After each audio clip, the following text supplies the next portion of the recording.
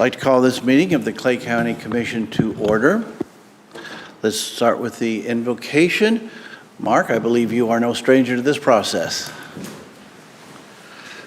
Thank you. If you join me in a prayer of thanksgiving during this Thanksgiving season. Great God of blessing and wonder, before we start this meeting, we want to begin with thanksgiving.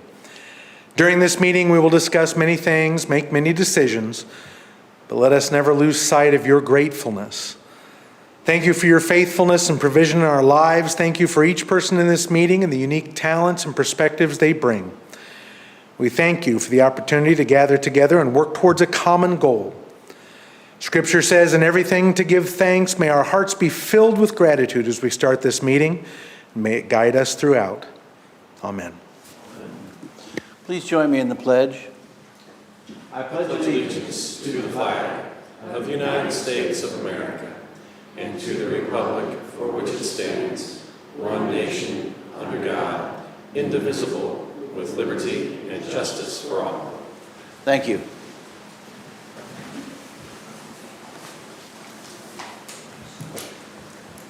Please call the roll. Commissioner Nolte? Here. Commissioner Withington? Here. Commissioner Lawson? Commissioner Wagner? Here. Commissioner Johnson? Commissioner Thompson? Here. Commissioner Carpenter? Here. Thank you. Next is approval of this evening's agenda. Is there a motion related to this evening's agenda? Commissioner Wagner. Yes, move to approve tonight's agenda. Motion has been made for the approval of this evening's agenda. Any discussion? Seeing none, you are recognized to close. I close. Please call the roll. Commissioner Wagner? Aye. Commissioner Carpenter? Yes. Commissioner Withington? Yes. Commissioner Thompson? Yes. Motion passes 4-0. That brings us to public comments. Are there any citizens wishing to address the commission on any issues not covered under the agenda? Seeing none. Next are discussion items. There are two discussion items noticed up for this evening's meeting. The first one being the Mid-Continent Library. Mr. Administrator, if you'd like to go ahead and introduce that, and then we will invite our guests to come up and address the commission. Sure. Our first one tonight is a presentation from Mid-Continent Library Annual Report. We have Mr. Aaron Mason and Mr. Jeremy Wilmoth here tonight to do a presentation. And by the way, whenever it comes forward, make sure the green light is on for the microphone, state your name, and then please address the commission, and we will go from there. All right. Aaron Mason, Executive Director of Mid-Continent Public Library. Thank you, commissioners, for having us today. We're here today to present our annual report and our annual financial audit to the commission. And I would like to go over just some of the key points that are outlined in the report. And if you have any questions regarding our financial status, we have Jeremy Wilmoth, our CFO, and he's happy to answer any questions you might have. It's been a great year for Mid-Continent Public Library.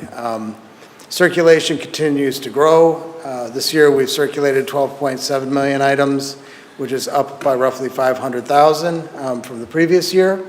This is unique if you compare our library system to the rest of the state. You may see a softening of demand in other library systems, but in this library district consisting of Clay, Platte, and Jackson County, circulation and use of our facilities continues to grow. So roughly 2.7 million people have visited our libraries throughout the library system in the past year, and our approval score is, again, growing in the roughly 90% approval rating.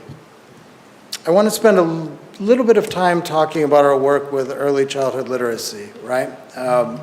Libraries, it's true, were about the lending of materials and the use of meeting rooms, public space that can be freely used, and programs.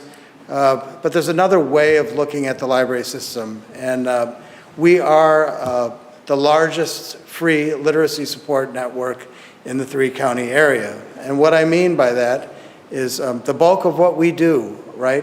The largest circulating class of materials is for children under the age of 18. In this year alone, roughly 119,000 families attended our story times. Roughly 21,000 kids participated in our summer learning program, and 2.4 million children's materials circulated throughout the system. Our student card program, which is something we're very proud of, serves roughly 89,000 students in 17 school districts throughout the system, 5 of which are in Clay County. And that's very important to note. So when we think about what our tax dollars are doing, the roughly 31 cents that are being contributed towards the operation of this facility are supporting the literacy and development of the young people in our area. On the economic development side, our Square One Small Business Center has served roughly 509 entrepreneurs.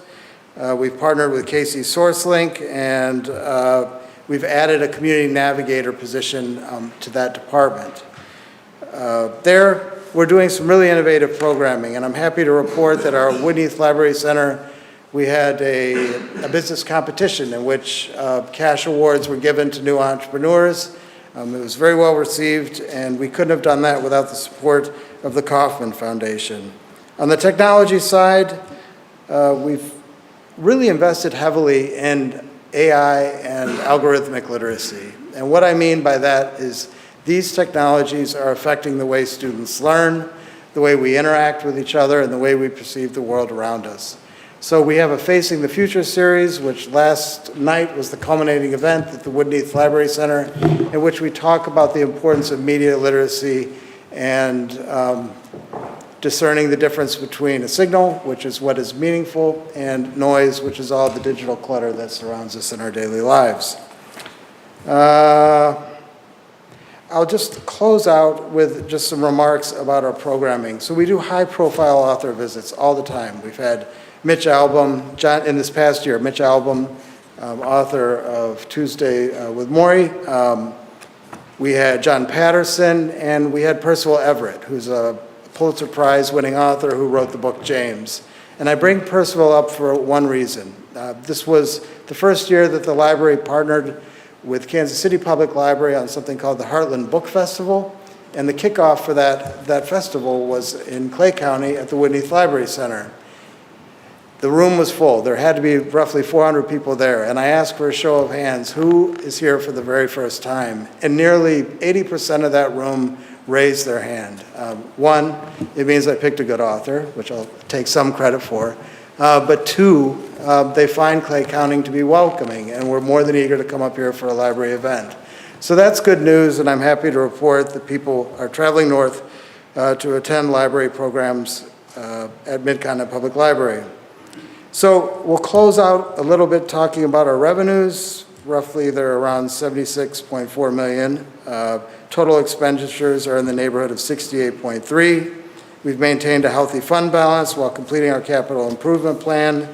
And I'm happy to report we almost got to roughly $1 million in philanthropic support through 1,183 donors. So that concludes my report. I hope if you do have a copy of the annual report, it's a wonderful piece, but within it are QR codes throughout, which will take you to more content, videos, recordings, and the like, that really illuminate the story that's being told in this book. Thank you. This very impressive report. Actually, I was looking over the previous year's report, and this one is, that was a good report, no doubt, but this one has a lot more information, so I mean, you're really upping your game, and we certainly appreciate the fact that you are keeping us so well informed on how Clay Countyans' tax money is being spent at their libraries, because I think you guys are doing a great job of being stewards of the people's assets. Thank you, Commissioner. So, thank you very much for that. Commissioner Withington, you were seeking recognition? Yeah. Hey, thank you for coming. I appreciate that. I liked hearing about your guys' investment in AI. Commissioner Carpenter, I talk about that a lot, mostly him. But, you know, that's going to be a huge game changer for, you know, our society and economy going forward. So it's good to see you guys putting some investment in that. Hey, so one thing I was going to ask you, and I didn't see that in the report, I heard something about the library was planning a $40 million new administrative facility. Is that something you guys can talk to us about? Because I haven't heard a whole lot about it, but that was brought up to me just yesterday. So. Yeah. There are plans to construct a new facility. And the story goes that back in 2024, we did a facilities assessment plan for 24 of our buildings. In that assessment was an evaluation of the conditions of our headquarters. It was determined in that report that roughly 11 or so, I would say north of $11 million, were needed just to keep the building operational within the next 5 to 10 years. With that number, and in talking to the board, we're thinking, is that a real appropriate use of taxpayer dollars? And that it doesn't improve the working conditions within the facility, it gives us any additional space. The board, on our recommendation, asked that we pursue a ground-up scenario to see what that would look like. And these are just, that $40 million is an estimate based on a hypothetical model. And so it was decided that we would explore that opportunity to see if there are any options out there to build a new facility. And we've had conversations with people in Clay County and other municipalities throughout the system, and our hope is that we can find a municipality that would incentivize a move that would offset some of the cost of construction. I'm glad you brought it up. Sometimes people will say, well, that's a luxury of sorts, right? The administrative building. But I will remind everyone here that there's 150 full-time employees that work in that facility that support operations throughout this 3-county area. Those employees come from each of the 3 counties. I think there's a few stragglers that live out of state on the Kansas side of the border, but I won't, judge them for that. But it's an investment in our future and the people that really make all of this run. As I told you earlier, there's no softening in demand when it comes to our materials, and this kind of quality facility that supports operations is sorely needed. So there's a lot of work to do there. We're not at the point where we're really ready to make a decision, but thank you for bringing that up. So no decisions been made yet? No. Okay. Is that something you guys can make sure to keep us in the loop on as you guys? Absolutely. We're transparent all along the way. So if you want to see the facilities assessment report and the financial models that we use to arrive at that number, it's all available on our website on the board docs portion. So I'd be happy to share that with you if you need help. Okay, thank you. You're welcome. Commissioner Wagner. Thank you. And Aaron, it's always good to see you, and I continue to believe that your entry into your position has been such a huge plus for the Mid-Continent Library. Always see something new, and it's always impressive, so please keep that up. I particularly, though, wanted to give a shout out to you and your staff for support in a couple of areas that are at least of some personal interest to me. One is the America 250 effort in Clay County. Your team has been very supportive of that effort. And then when you mentioned authors, I couldn't help but point out the partnership that I have in my day job at Bridging the Gap with all of you, where we will have Robin Wall Kimmerer at the end of April, and that would not have happened had we had not had that conversation with Diana on your staff, and it just all seemed to click. And so we're looking forward to that. I'm personally looking forward to that partnership and what comes of that at the end of April. But that just speaks to the quality of your staff and the folks that are working for you. And so I gotta acknowledge their hard work and what they do. You got some good people working in your organization. So Thank you, Commissioner. Absolutely. Are there any other comments or questions? Thank you once again for, did any of the other members of the library organization wish to speak? Well, if you want to get in, well, I would like to let everybody know we have 2 of our trustees. We have Michael Lazio from Platte County and Ron Thewas from Clay. And our CFO is here if you really want to dig into a spreadsheet. He's happy to do that with you. Yeah. We'll certainly appreciate that. All right. It would appear we have no other questions, but I will say something that I say very frequently when the issue of libraries come out, and that is we would all be much better off if we used our library cards a little more often and our credit cards a little less often. No doubt about that. Thank you. Thank you again for being here. All right. Have a good night. That brings us to our second discussion item. Mr. Administrator, if you'd like to introduce that, then we will recognize the auditor. Yes. Tonight we have a presentation from our auditor regarding the Mental Health Board. He'll go more into it, but Mental Health Board is one of our commissions and boards that we have that also has a tax that's a tri-county tax that supports it. So I'll let you go ahead. Good evening, Victor Hurlbert, Clay County Auditor. I'm going to try and get this pulled up here.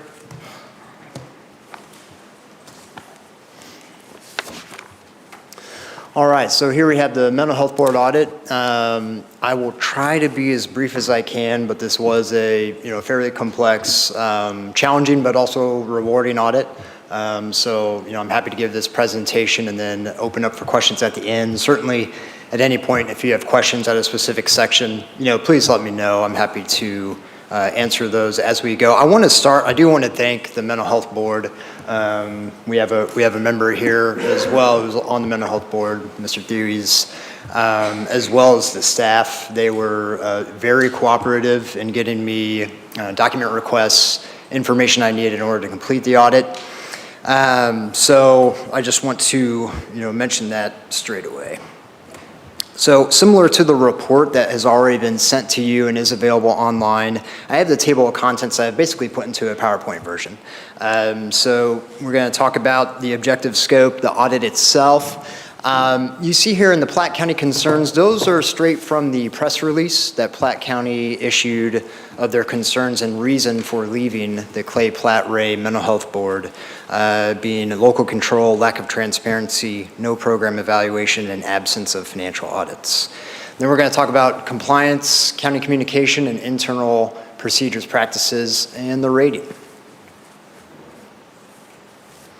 So in a performance audit, the auditor will set the scope in an independent manner. And basically, I took the feedback that I heard from this body on our discussion on September 11th, as well as met with the Mental Health Board itself at their regular meeting in September, and arrived on really 5 main areas for the scope of this audit. Looked at the main question of the board member composition, and I think that's what Platte County referenced with local control. Confirm and test allocation of expenditures by county, assess the impact if Platte County does in fact stay away from and leave the organization, look at statutory compliance in Chapter 205, and then offer recommendations on going forward, how to prevent further disruption. And as the administrator alluded to, the background on this, 1980, all 3 counties' citizens voted to approve a maximum 10-cent property tax levy per $100 assessed valuation. It's been rolled back subsequently throughout the years. So the organization's about 45 years old. It provides mental health services for the entire Northland region. In 1981, July 1981, and Counselor mentioned this as well, all 3 county commissions or courts at the time struck a founding agreement to basically set this up. And they set the board composition at that time of 6 members, Clay County, 2 members, Platte County, 1 member, Ray County. And then fast forward to September 8th, 2025, Platte County voted to leave with one of their own resolutions, and then they passed an exit plan on September 22nd. Okay, so let's dive in on local control. So essentially, what really started this whole conversation question was the board member composition, and it is supposed to be, according to statute, driven by population proportion. So if we look at census data, which was admittedly a little tricky due to the federal government shutdown, but we relied on a consistent database from Mid-America Regional Council and what we had, materially, the numbers haven't really changed a ton since 2020 up to 2024, about 66% Clay County, 27% Platte, and 6% Ray County. Both Clay and Ray went down a little bit, a few tenths in place, but Clay County did come back up from 65.8 to 65.9% of the 3 counties in 2024, about 400,000 folks in the Northland. So what does this mean as it relates to the mental health board? Well, if you take those percentages and multiply them by that 9-member board, essentially what you have is the current board composition since 1980 is actually correct. Statutorily, there's actually no basis, is my conclusion, of actually making any change to the board composition. If we look at rounding and kind of the half point percentage principle, we're slightly under the nearest whole number of 6, but Platte County is just barely over the half percentage point of 2.5. What I made a recommendation in my audit is that Clay County, as a show of good faith, could offer to Platte County through the commission's policies and negotiations to keep the 9-member composition and offer a Clay County seat to Platte County. So Platte County would then have 3, Clay County would have 5, and Ray County would have 1. If Platte County does in fact stay leaving the organization, the composition would certainly be 8 and 1 member for Ray County. The reason for that, the statute demands that there be 1 minimum board member in a multi-county mental health board. I took the liberty of, this is not in the report, it was more in my work papers, but I presented this to the board as well yesterday and got their feedback, and their official responses are in this report as well. And I should have said from the top that this report has also been delivered to Platte County's presiding commissioner and administrator and the Ray County presiding commissioner. Commissioner, would you like to have a question now, or do you want to wait till then? Okay, no problem. And I'll go ahead, yeah, if you do have a question, and Commissioner, your button is lit up, I will recognize them as they come so they can ask you whatever questions or comments they have. Great, okay. So look at the impact though. When we look at the current board composition, it is the most unfair situation for Platte County. So it seems to me that Platte County has been growing slightly more than the other 2 counties. And so that kind of gives us the reason why we're in this situation. So the current board composition is basically 6% differential between population. If we go with the recommended 5 Clay County, 3 Platte County, that's probably Clay County's worst outcome. We would be 10% off of our population. However, since that was the issue that was presented to us, it could be a show of good faith. That's the reason I made the recommendation. The 9-member composition is the minimum, so you can add more. And I recall our conversation, we talked about we could add more. We wanted to keep it at an odd number so you don't have a tie in the event of a vote. If you go to 11 and you add 1 to Clay and 1 to Platte, that's probably the most optimal outcome. So, there's a delta really there of only up to 3% in Ray County's favor. But again, adding 1 Clay and 1 Platte kind of cancels each other out, so that's the reason I made the recommendation. If you add 4, then that differential grows a little bit. So I just offer that as some additional analysis.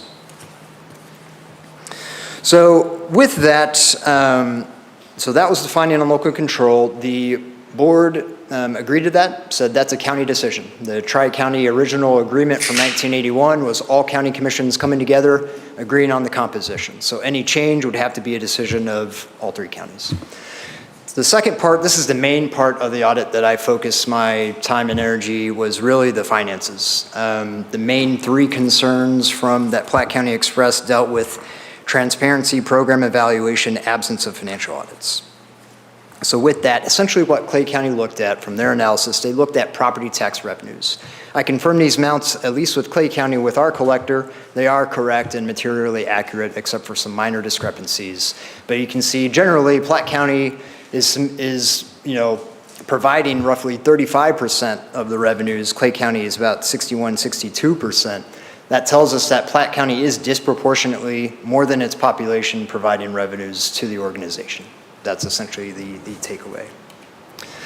If we then look at what Platte County observed, there was a request back at the end of 2024. Platte County went to the Mental Health Board and asked for data. They asked for how have you spent the money that has come from Platte County taxpayers? This had not been tracked. The reason it had not been tracked is because it's not required. The statute calls for a pooled community mental health fund. That's a requirement. There is no requirement to segregate and restrict county funds. The whole point was that the multi-county would agree to cooperate and serve all the citizens in the Northland. But they certainly wanted to know that's a reasonable request. So the Mental Health Board engaged with a mental health organization called ComCare, and I spoke with the individuals responsible for this report.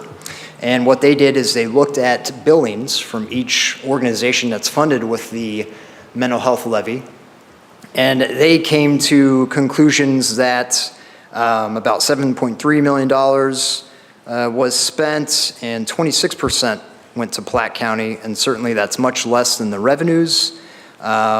It's close to the population for Platte County, but still a little below. They then requested an addendum because, as I understood it, there was some missing administrative expenses that weren't included in that calculation. And so the total amount actually increased from 7.3 million to about 7.95 million. The percentage for Platte County went down to 24%, but again, the client served mirrored population. And so this was the reason Platte County expressed concern, that it seemed, based on these reports, that they were potentially subsidizing the other counties, not getting a return from their revenues. Mr. Auditor, I'd like just a little clarification. When we're tracking these monies, are they monies that are expended in those counties, or are they expended? Because it sounds like the data wasn't there to identify them by citizen who receives the service. Could you kind of speak to that a little bit as far as these numbers go? I would say the expenditures are to the providers. So there are 4 main providers from the Mental Health Board. Cornerstones of Care, Heartland, Synergy, and Beacon Mental Health. And then as to, to which county, I think those, those residents are known. For the most part, there had been a challenge with the major provider of Beacon Mental Health, especially in 2024. The county wasn't tracked. I looked at all the invoices from 2024. And so I think a reason as well for this discrepancy, as I'll point out here in a little bit, the Mental Health Board had been prepaying on a monthly basis, so an annual contract divided by 12 every month, regardless of the invoice. So one of the recommendations I made that I'll get to is that you pay the actual invoice. Thank you, because it's obviously conceivable a Platte County citizen could receive services in Clay County and still, so that would still be expended on the citizen as opposed to the organization. But I think that's a fair statement. The Beacon Mental Health Organization serves the Northland. They used to be called Tri-County Mental Health. They're located at Maple Woods Community College in Clay County. So those are the citizens they serve. thank you. I then, skipped ahead there. I compared the program reports, because those are actually program evaluation reports. ComCare did a compliance check and evaluated the board's goals. So as to the stated concern about no program evaluation, I would say the ComCare report is the program evaluation. It certainly could be better, but that's its purpose. Another stated issue in the news release was that there were no financial statement audits. I actually found there are financial statement audits. There were for 2023 and 2024. They were performed by a local CPA. I performed procedures to see if they are in fact accurate, and I believe they are.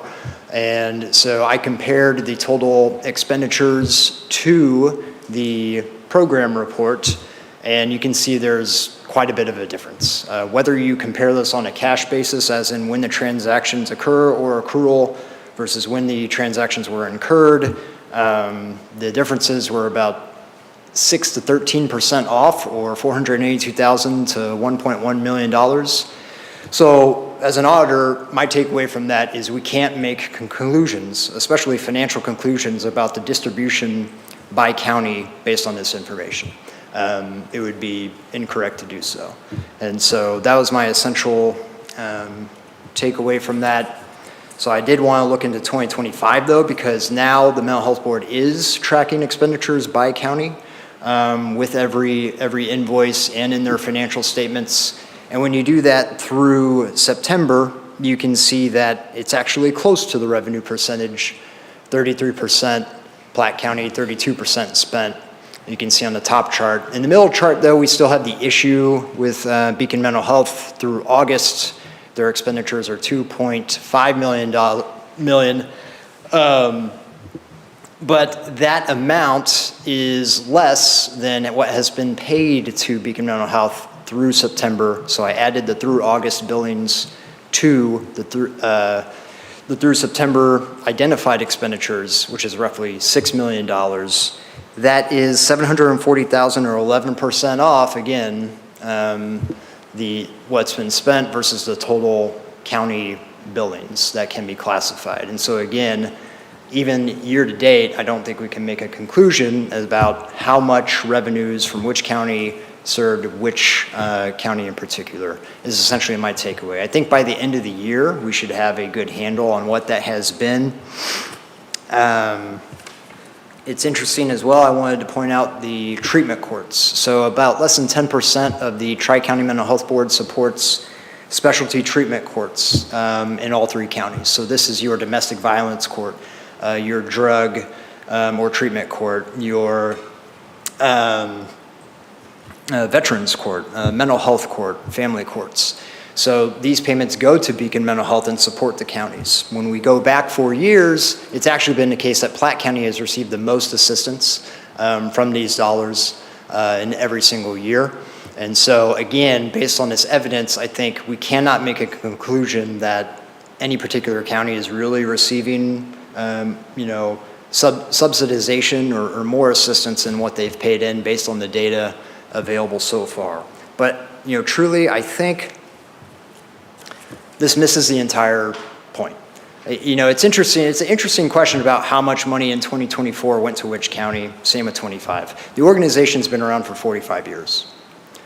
So the question is, what do we do going forward? As a performance auditor, that's more my focus, and the solution is fund accounting. So currently, it's a pooled community health fund. All the money goes in, all the money goes out. It's one account, more or less. So similar to municipal governments, if you have a fund accounting solution, which can be done in their accounting system, you essentially restrict all the revenues from each county, and the only expenditures that come out support only those citizens. You do that, and the board members that are appointed to each board would be able to have a little more say over the programs that support their counties, and you'd still have the benefit that they would collaborate and have those pooled resources, more economies of scale, less overhead, rather than trying to essentially recreate the wheel when you look at it from a cost-benefit analysis. This is what the 2025 data year-to-date would look like. You can see if you had fund accounting in place, roughly a $3 million surplus, but it's only through September. How do you charge administrative costs, where you could take the budgeted revenues by county, apply that percentage to the administrative costs bucket each month, and there you'd have it. So then it would net down to about 2.9 million of surplus revenue. What if there's a deficit? So in Ray County, we're showing a deficit year to date. That's where your general fund balance could cover it through transfers. According to the financial statements at the end of 2024, the cash balance was $3.1 million. It's roughly a $10 million operation. The 2024 surplus was about $1.4 million. So you could support any deficit for a good while, and even add additional programs. If there's a concern about a certain program's not being done, more could definitely be added, is my takeaway.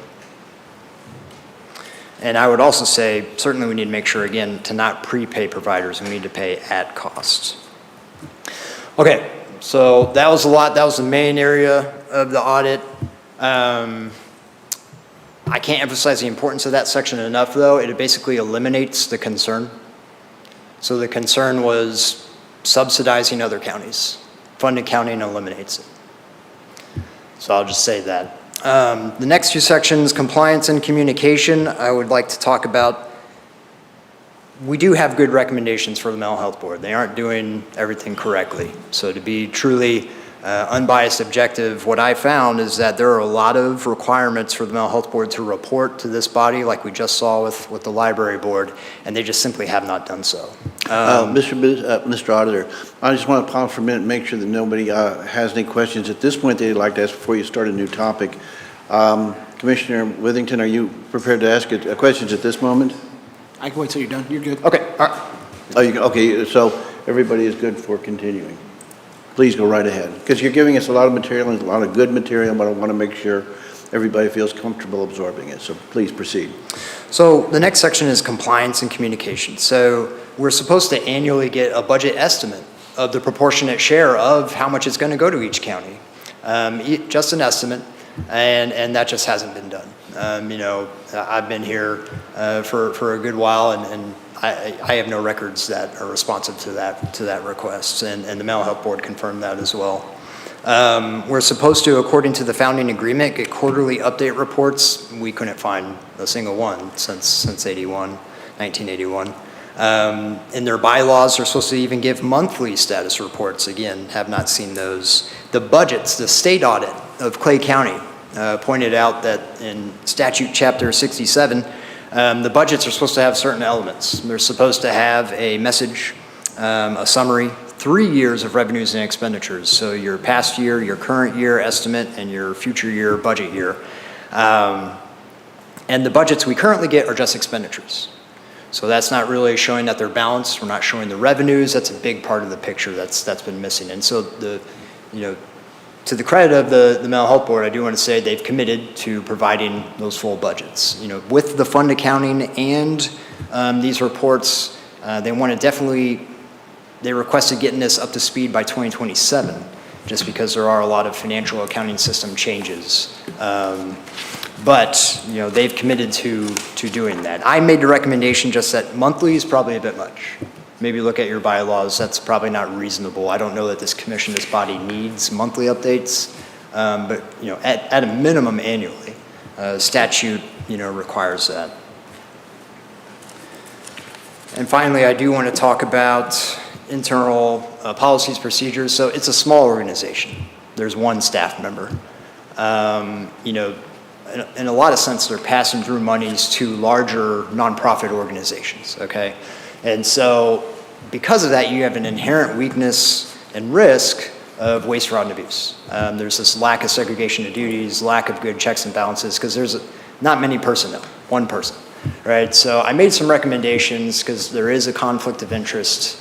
I recommended that the board treasurer sign checks. I found that in that conflict, we had 2 interested parties signing checks, and that's not great. Currently, the board reports, or the staff reports the expenditures to the board after the fact, and they are budgeted. So, it is budgeted, and that's transparent to them, disclosed to them. But I also made the recommendation of looking at approving those, much like we do, before they happen, as an additional check to make sure, just a good another oversight, give the board some more oversight. They found that a little impractical because they meet monthly. They don't meet currently in November and December. And so, I removed that from my report as a result. But I do think they've committed to being able to sign the checks, and with that conflict, also having a separate budget item for that compensation would help improve at least the impression for this board, because there has been that impression that I've received many, I guess I would call them complaints or tips reported to me about this situation. And I think this would go a long way. I did test for fraud. I did not find any, but audits don't always uncover all fraud. I only went back 3 years, but we tested every transaction. We also made confirmations to recipients of funds, and that was our conclusion. So finally, I gave 4 out of 5 stars. On just the compliance alone, it probably would have been much lower, but I think the commitment, the fact that they've answered Platte County's request for information, they've gone through a program audit, they did financial statement audits, now they went through the Clay County audit. It shows that they mean business about keeping this organization together. Now, I guess I'll just leave with this. I think Platte County is definitely able to do what they wish. It's their own county, their own taxpayer dollars, but from what I can see, I think there is a path to keep this 45-year organization together. But this is where my part ends. As the auditor, I provide you the information, and so now it comes your time for policy direction at a later time. But I am happy to answer any questions about the audit in particular. Commissioner Withington, you've been very patient. Please proceed. Have you talked with Platte County about this at all? So I have provided the full report to Presiding Commissioner Fricker and their administrator. He requested that I do that, and I'm happy to do that. And we have talked a bit. I wanted a lot of clarification on their resolutions. So I also asked about what this actually means. It seemed to me that What they essentially want is to start fresh in 2027, just as a new organization. So they would have to set up 9 members from their current 2 and start from scratch. If they fund any of the same organizations, the funding county would do the same thing, just with a different board. But I have definitely spoken with them. I will say candidly, I think there's not much appetite to reverse their decision. I think it's, there's some other factor involved perhaps. So, and that's certainly, they're right. Yeah, so I've talked to Scott and I've talked to Wes. Wes is one of my best friends, so him and I talk a lot. I go back to how disappointed I am that, this conversation couldn't happen. And I've expressed this to them that, that somebody on this commission sat on that information for months, right? And I mean, I really believe that this whole thing could have been avoided had we had a conversation. I'm not going to rehash how disappointed I am in that person for sitting on that information, but I would like to see this commission maybe sit down with them. I might propose that to Wes and Scott and see what they say, because I would hate to see this organization split up over one stupid board seat, right? Like I said that before. Like I was just really surprised that we couldn't even have a conversation on giving up one of our board seats. It's one stupid board seat, and mental health is so important, that I said at the time, and I'll say it again, like I would not have a problem giving up one of our board seats if that, Platte County is what, the 4th largest or fastest growing county in the state. We're the 5th, so I mean, they're growing faster than us. So I'm going to reach out to them. I'm going to talk to them about that. But I just wanted to make sure you shared this with them. I have, yep. All right, thank you. Commissioner Wagner. Thank you. I'll just say, creating a redundant system over one board seat seems like overkill to me, but that's their decision. But as to the information that you provided tonight, which I appreciate very much, the one thought that strikes me is that the only thing I didn't see, I guess here's my question, if it's even capturable, is not all fees are the same.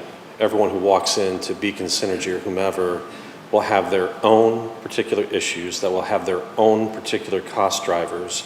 And so even after I guess you can just simply divide out the number of people by the amount that you've paid for. But I am wondering, is there, or could you find an average ticket, if you will, per person that would seem to suggest either that these costs are very consistent over everyone that participates with these providers, or not? Why don't I just stop there?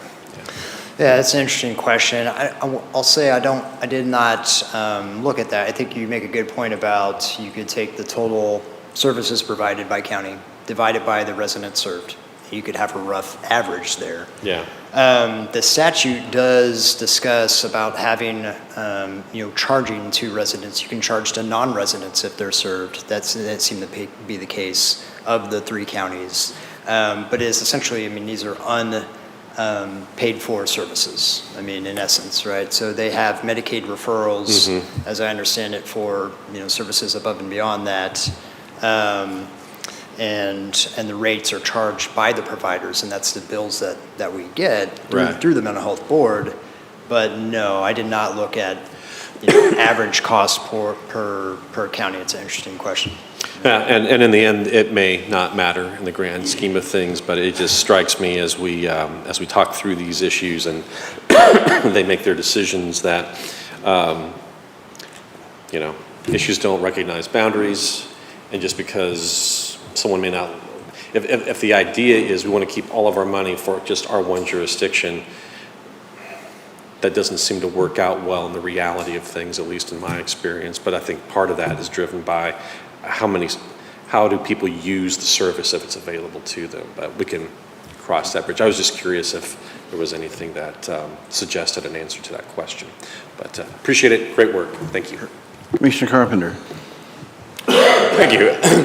First of all, absolutely super thorough, and very grateful to you for doing all that work. And I think very helpful for us to understand the situation. Couple questions for you, and then I think one for our county administrator as well. And neither for you are really the main thrust, but first is just, did you glean from looking into this and studying the issue whether we ought to anticipate anything detrimental to come from the separation in terms of some kind of loss of scale with the money by dividing it up? Yeah, so to that point, I think the plan that they've presented, and my understanding from Platte County, is basically that they would start fresh.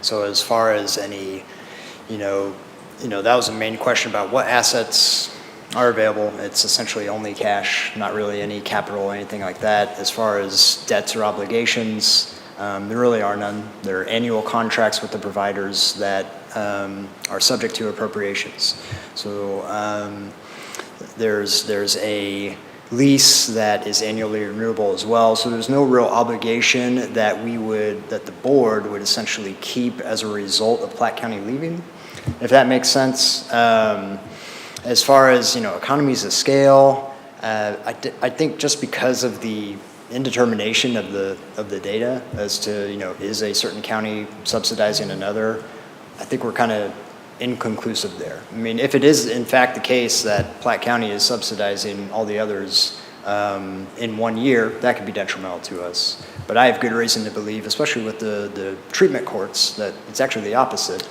that we're subsidizing potentially Platte County, and so it might actually be detrimental to them and beneficial to Clay and Ray. Yeah. Well, so interestingly enough, that is my second question, is on the treatment courts. But briefly on that, it seems to me the county most likely to be disproportionately benefiting from the arrangement as a share of the population is probably Ray County. That is just often the case in the world today. The smaller rural counties in this country, and they're no fault of their own, it's just changing economics and demographics, but tend to be subsidized by bigger counties like Clay County.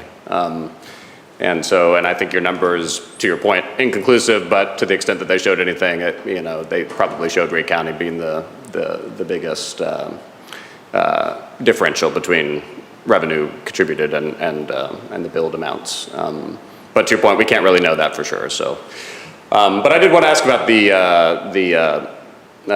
treatment courts. Those were pretty dramatically off from the population numbers, with Platte County sort of dramatically receiving more treatment court money. Commissioner Nolte, I know, has mentioned several times the value of those treatment courts, and I agree.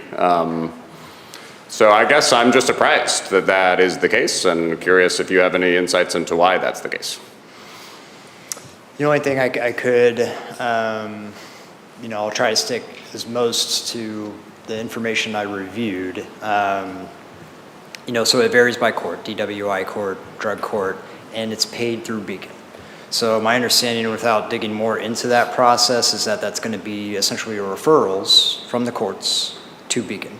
And so is there a lapse in, Clay or Ray County in making those referrals? Is there a different process that those courts are taking, right? That may be the reason, but you're correct. I mean, there could be, I think it's even indicated in the response, you could have Platte County board members, really, pushing those courts and the funding, and maybe that's helped with that, I guess, publication of it. And that's something, the recommendation I made is, if we have that reporting, that kind of gets the word out, right? And so, helps if we can collaborate with our courts too, that this is an available resource. So I would need to look more into the dynamics of our courts, if we're fully taking advantage of it, or if it's just the case that, potentially Beacon, for whatever reason, is not accepting our members. It wouldn't make a lot of sense, because I think we're a larger county.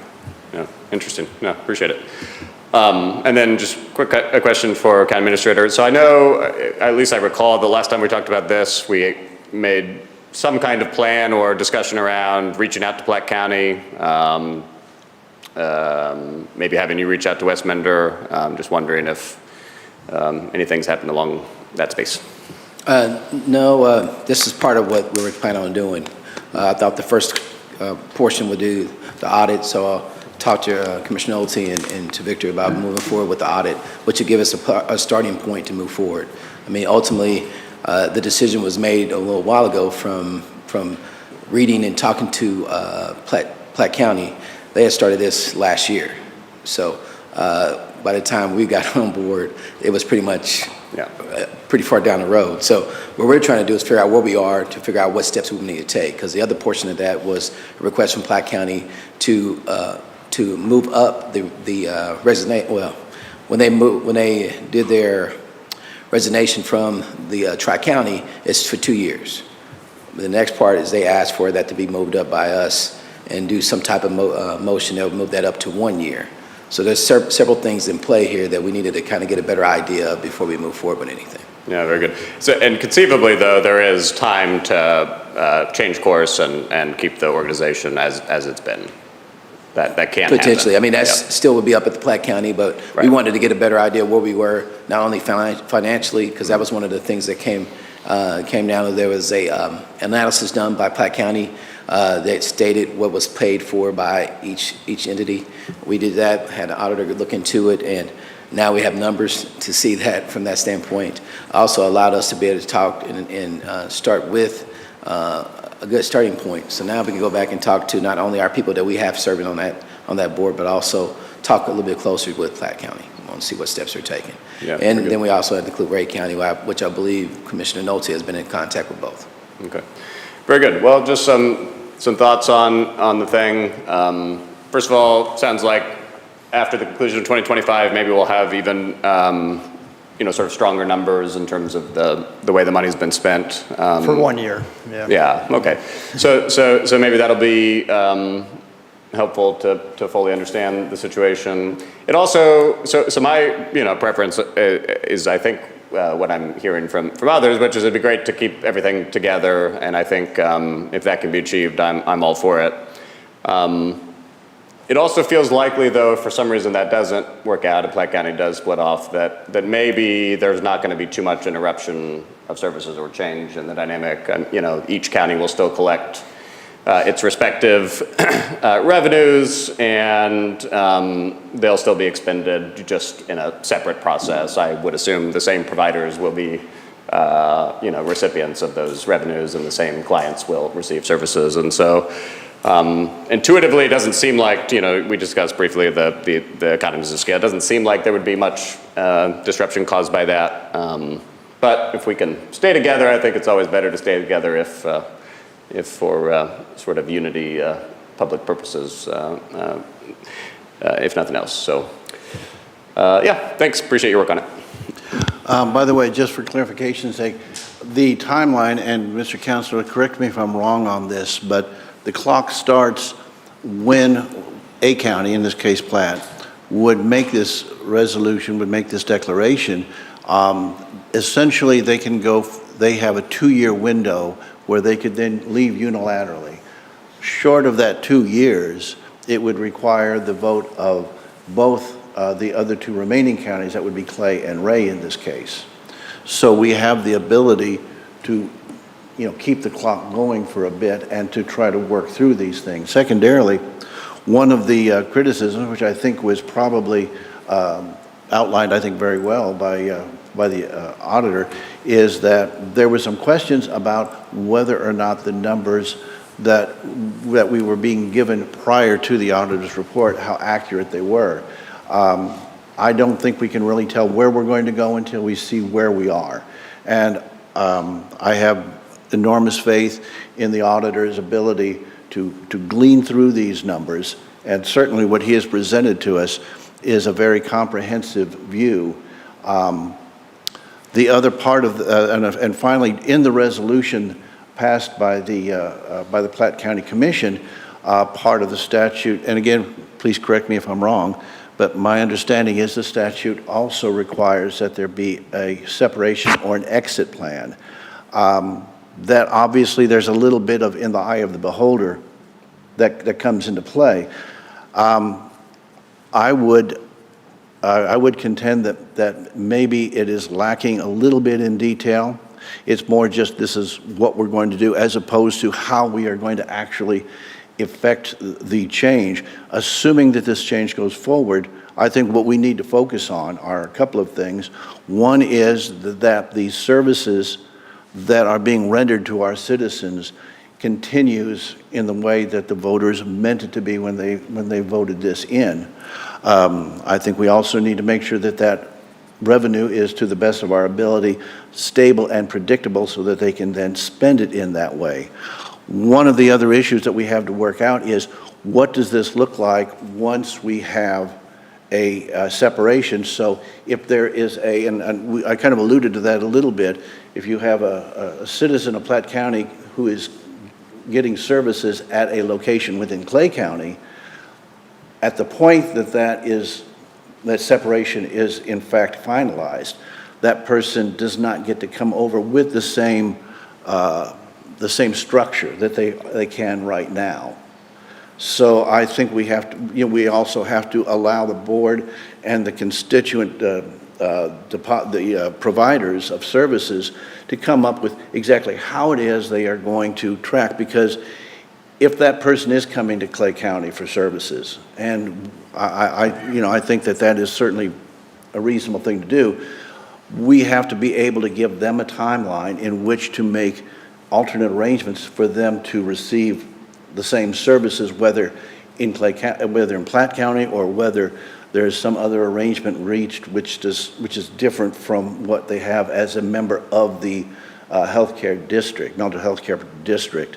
So these are all things we need to work through, and I think that we probably should, before we take action, we should probably be looking at exactly what those details look like and how it's going to be implemented so that we can, in fact, do that in a way that is most beneficial to our citizens, because that is why we are here. And with that, did I state that fairly, Mr. Counselor? Yeah, I think so, yeah. Okay. And I'm going to go to Commissioner Johnson, but I just want Mr. Auditor to give you a chance. Did you have anything that you would want to add to those remarks that I made, or if you think I was not as clear as I might have been, is there anything that you would want to add to that? I guess the only thing I would add from a financial perspective is it's kind of like an accrual basis, right? So if an activity is incurred at the end of 2026 and it belongs to Platte County, my understanding from the plan is essentially that would be paid out until it's paid out. If it's incurred on January 1st of 2027, it would fall to the new Platte County organization, is essentially how that should be handled. But you're right, I think things aren't always as clean as that, so yeah. It would be nice if things were as easy as they appear at first blush, but I think, and again, I want to say thank you for this report. Without this report in hand, our ability to really take action is limited by the amount of time that we have to actually gather facts. So what this does is this gives us the initial tool we need to decide how Clay County will go forward. Commissioner Johnson. Thank you for that presentation. That was very good, very thorough. Appreciate it. Quick question, if you could just tell me in a nutshell, based on now that you've done this audit, what would be the disadvantage to Clay County if Platte pulls out? I think the only disadvantage, I don't know that it can really per se be quantified too much other than shared overhead, just the fact that the entire Northland works together on a number of things, and so this is more symbolic than anything, that would no longer exist after 45 years. But to your point about would Clay County, had any financial impact on this, I don't think so. I think we could even, we would want to still, and as the board is committed, to implement fund accounting even in a Clay Ray situation. So we would know exactly where our taxpayer dollars went in the future in that scenario. So no, I don't see any real financial setback because of that. All right, thank you. I do want to thank, by the way, also the administrator and the pro tem. This has come up in some of those meetings, and I appreciate the input and I appreciate the advice you have, and also obviously the advice of counsel when it comes to the legal part of this. If there are no further questions or comments, then we will close this discussion. Thank you. That brings us to our consent agenda. Mr. Administrator? Yes, tonight we have two items on our consent agenda. Our first one is 2025-337, approval of invoice payments for Clay County from the period of November 1st through November 7th. We have a total of 384 invoices totaling $708,478.88. We also have our second one, which is a approval of a renewal of an ordinance authorizing issuance of amusement and recreation license for 2026 through our county clerk. Those will be the two items we have on our consent agenda. Commissioner Johnson. Move to approve tonight's consent agenda. Motion has been made for the approval of this evening's consent agenda. Discussion? Seeing none, you are recognized to close. I close. Please call the roll. Commissioner Johnson? Yes. Commissioner Carpenter? Yes. Commissioner Withington? Yes. Commissioner Wagner? Aye. Commissioner Thompson? Yes. Motion passes 5-0. Thank you. Next on our agenda is the regular agenda portion. First item on that regular agenda is 2025-338. Mr. Administrator. Yes, 2025-338 is approval of invoice payments for Clay County Prosecutor's Office for the period of November 1st through November 7th. We have a total of 8 invoices totaling $7,889.14. Commissioner Johnson. Move to approve 2025-338. Motion has been made for the approval of 2025-338. Discussion? Seeing none, you are recognized to close. I close. Please call the roll. Commissioner Johnson? Yes. Commissioner Carpenter? Yes. Commissioner Withington? Yes. Commissioner Wagner? Aye. Commissioner Thompson? I recuse myself. Motion passes 4 in favor, 1 recusal.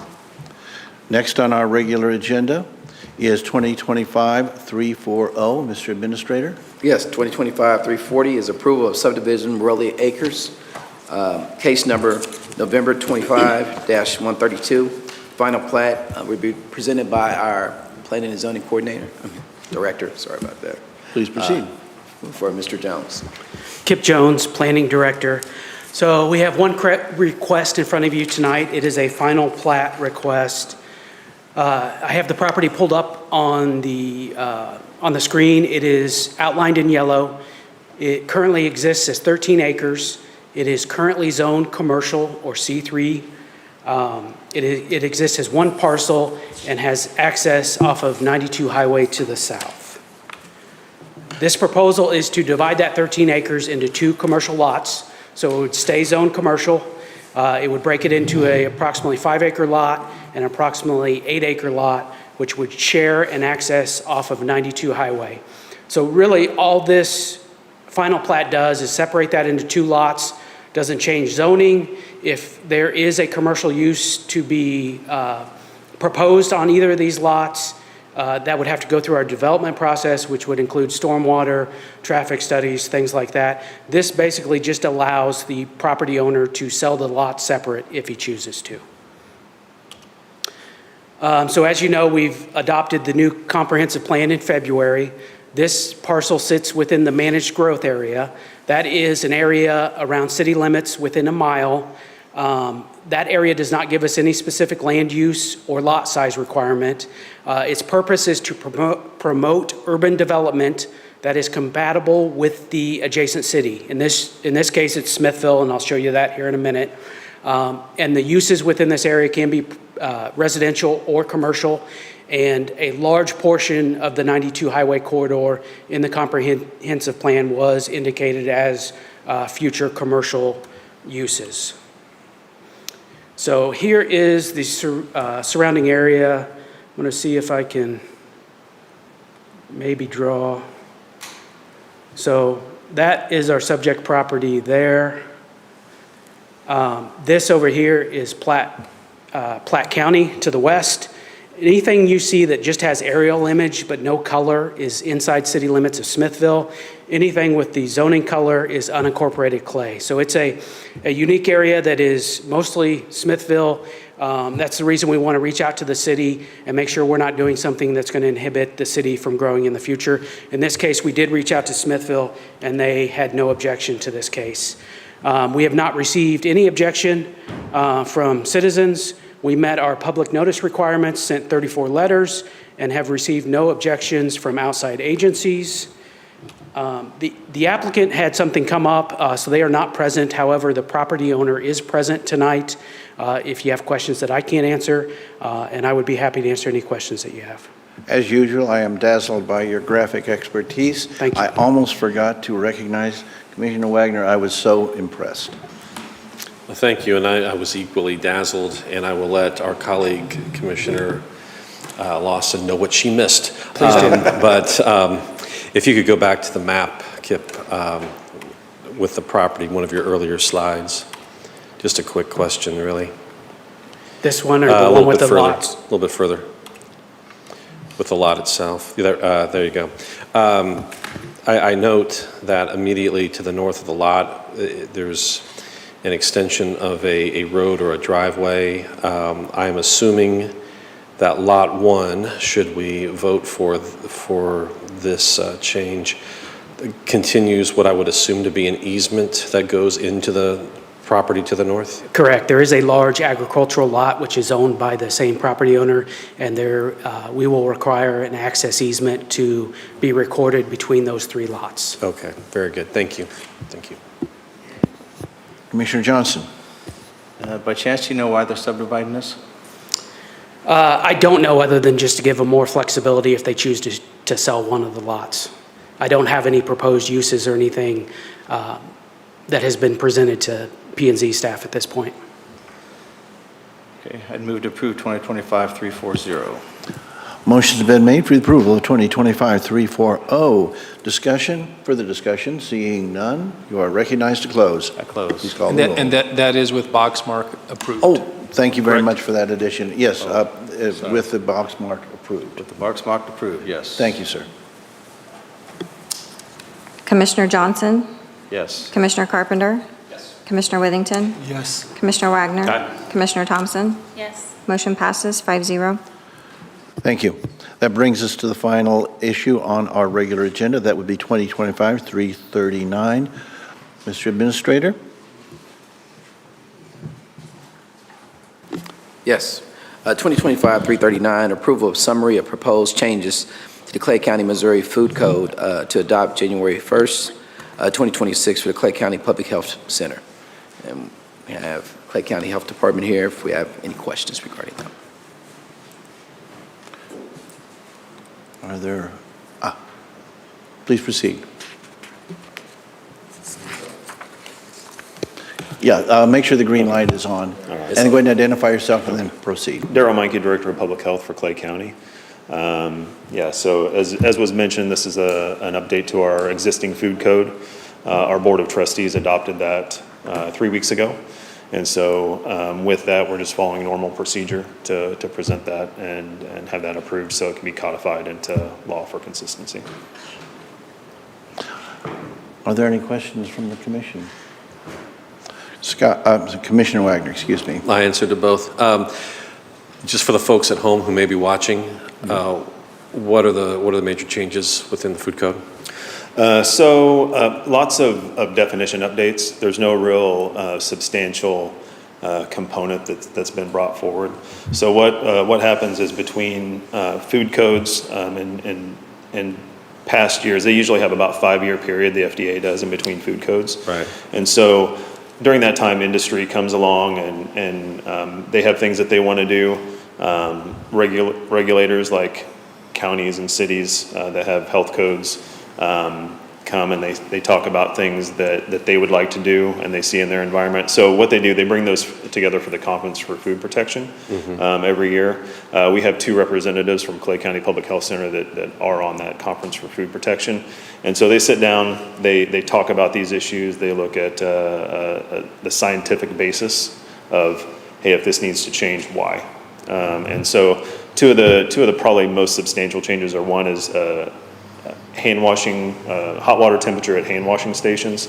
The science behind that has been the friction of washing hands actually gets more debris and bacteria off than the temperature of the water. So that's been reduced, maybe save a little bit of money. That's a common code violation when you go in. Hot water heater is not working up to par. It helps reduce that exposure. Other one is over the past chunk of years is pets on patios. And so that was not in the past food code. What we've done in our jurisdiction is to have a variance that is drawn up. They have to have procedures if they want to allow pets on patios, cleanup procedures if there's an accident, make sure that animals don't contaminate food, that type of thing. So it'll actually take a burden off of us to do those variances. So that's folded in, and that's just a normal part of the procedure. And they have to have those regulations all lined out if they want to do that at their organization. So those are probably the two main ones, but just a lot of updates on just kind of minor wording changes, just bringing things up to par. Very good. Thank you very much. Thank you. Commissioner Johnson. Move to approve 2025-339. Motion has been made for the approval of 2025-339. Any further discussion? Seeing none, you are recognized to close. I close. Please call the roll. Commissioner Johnson? Yes. Commissioner Carpenter? Yes. Commissioner Withington? Yes. Commissioner Wagner? Aye. Commissioner Thompson? Yes. Motion passes 5-0. That concludes our regular agenda this evening. That brings us to County Administrator comments. Mr. Administrator? No, tonight, just comment regarding our next meeting. Just a reminder, we have next meeting November 20th. After that, we will not have a fourth meeting due to the Thanksgiving holiday this month. We will be attending the Missouri Annual County Conference and representing the Clay County there as one of the first district counties. So. Thank you. That brings us to Commissioner comments. Commissioner Withington, if you'd like to lead us off. Nothing for you? Okay. Commissioner Wagner? Just a quick shout out to Laura Wagner, who I know very well, who last night began her year as the chairperson for the Northland Regional Chamber of Commerce.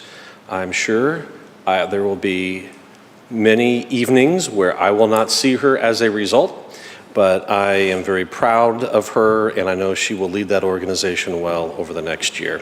Thank you. Commissioner Johnson? Commissioner Thompson? Commissioner Carpenter? No comments. Thanks. All right. Well, I can't let it go by with that many no comments. I want to say I was at the dinner last night, and does she inherit the very large, tall stovepipe hat? I believe that is kept by Mr. Rucker. I see. That is his domain, yes. So yes, and congratulations. I'm sure she will do a splendid job of leading the organization. A couple of things that came up during our discussion on the Mental Health Board. One was one of the uses that are, one of the programs supported are the various types of courts, the drug court, the veterans court, and whatnot. We have a Veterans Court graduation tomorrow. Obviously, all commissioners are welcome to come. It's, I'm trying to remember the time. Mr. Administrator, you remember the exact time on that one right off? I tell you what, if you wouldn't mind, would you just go ahead and just shoot the commission maybe that information, so if commissioners are interested in attending, they certainly are more than welcome. And as I've said before, these are wonderful ceremonies. We do a lot of things here most of the time when we appropriate money for a good purpose, and we do a lot of that, quite honestly. It is almost at arm's length. It is rare to be able to see a human life reclaimed and that person take control once again of their lives and turn it around. It is an incredibly moving thing to see. We know that it happens, but to actually witness that event is something that I would encourage everybody to participate in. Then secondarily, I also, and they do have some connection to that, I visited with the Easter Seals program folks over on Englewood Road, 101 Northwest Englewood Road, and they do a lot of work with autism and those other kinds of issues that many families face, and many more face them than used to. For what reason, I'm not the guy to ask. I'm not smart enough to tell you, but I can tell you this: it is impactful. Those of us who do have members who have various learning disabilities understand the absolute importance of these programs as they go forth. They receive not only help from our mental health board, which is another reason, as Commissioner Carpenter, you had mentioned, the important work that they do. That is one example of that. Actually, both of these are examples of that. But also, another board and commission that we have, the DDRB, Developmental Disabilities Board, also works very closely with this great organization, Easter Seals, as they work to bring people who have these learning disabilities into more of a mainstream experience. So once again, these are two organizations that what they do is extremely moving. When you see and witness what it is they do, it certainly gives you a renewed sense of purpose when it comes to putting emphasis on how it is we expend taxpayers' money and the good that we can do with that I believe is not only in the best interest of our citizens, but also has been extended to us to have that responsibility to help these organizations. So with that, Commissioner. I apologize. It's 2 Yes, sir. p.m. tomorrow. Excuse me? 2 p.m. 2 p.m. Well, I'm glad you said so, because I don't want to be the guy who said the wrong time and you get somebody standing there going, all right, Jerry, what the heck has happened here? So I appreciate you checking on that. Thank you, Scott. With that, unless there's anything else, we are adjourned. Thank you.